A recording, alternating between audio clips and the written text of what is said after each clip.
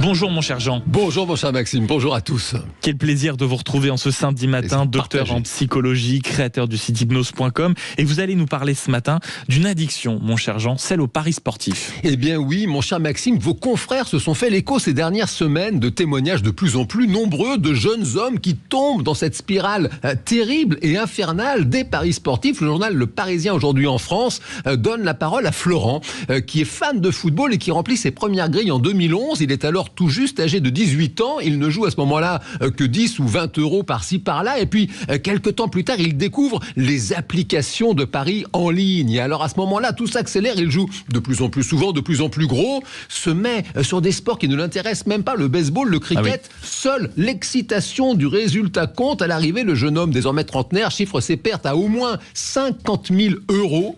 Et ce genre de cas est loin d'être 50 000 euros, vous avez bien entendu.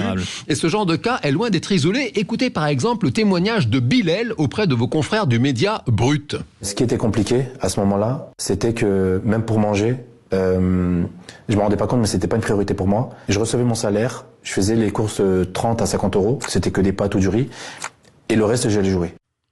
Et donc ça c'est quand même assez effrayant, notamment quand on entend ce témoignage. Donc il y a des joueurs qui en sont à se priver de manger, tant le besoin de jouer est fort en réalité. Comment se fait-il que l'addiction arrive à être si puissante ? Eh bien, mon cher Maxime, en fait, c'est tout simplement parce que l'addiction au jeu d'argent s'inscrit exactement dans les mêmes schémas psychologiques que les dépendances aux drogues, et c'est d'ailleurs historiquement la première addiction sans produit reconnue par la science. D'abord, la perspective de gain active dans le cerveau la production de dopamine, qui est ce fameux neurotransmetteur au cœur du système de récompense et donc du processus d'addiction. Deuxième point, les paris dont les résultats ne dépendent que du hasard, créent malgré tout ce que les psychologues appellent une illusion de contrôle. Parce que le joueur, il a le sentiment qu'il peut réussir à prévoir l'avenir, ce qui évidemment, du point de vue du seul bon sens, est absolument impossible. Enfin, le troisième point et non des moindres, c'est que le pari sportif finit par faire office d'anesthésiant émotionnel. Dès que le joueur maladif traverse un moment de stress, de tension ou d'anxiété, il joue pour ne plus penser à ce qui le tourmente et c'est alors une course sans fin vers le fond du fond. La problématique, c'est que moi aussi, il y a une période où vraiment je devais parier tout le temps, toutes les heures. C'est-à-dire que quand j'avais pas un pari en cours, je me sentais pas forcément bien. En fait, il fallait que j'ai cette dose de pari. Donc il fallait que je parie tous les jours, toutes les heures et que j'ai toujours un match en cours pour parier. Bon, là, ce qui est décrit, c'est clairement la mécanique du cercle vicieux.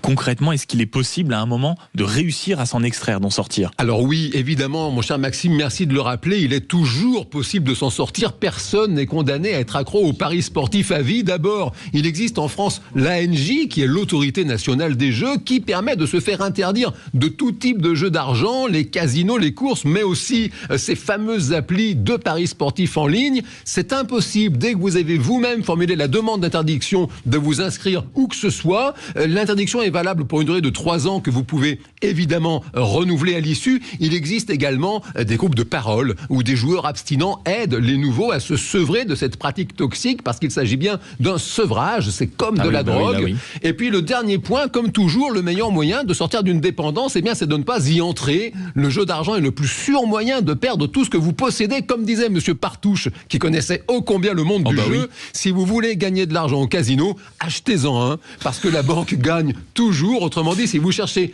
à gagner de l'argent, commencez surtout par ne pas jouer celui que vous possédez. The winner takes it all. The loser standing small beside the victory. Ça c'est pas mal comme ça pour commencer la journée. Ça fait du bien. Merci beaucoup mon cher Jean. On retrouve votre dernier livre, notamment Il y a de la magie en vous. C'est publié chez Duno. On se retrouve naturellement la semaine prochaine. Merci beaucoup.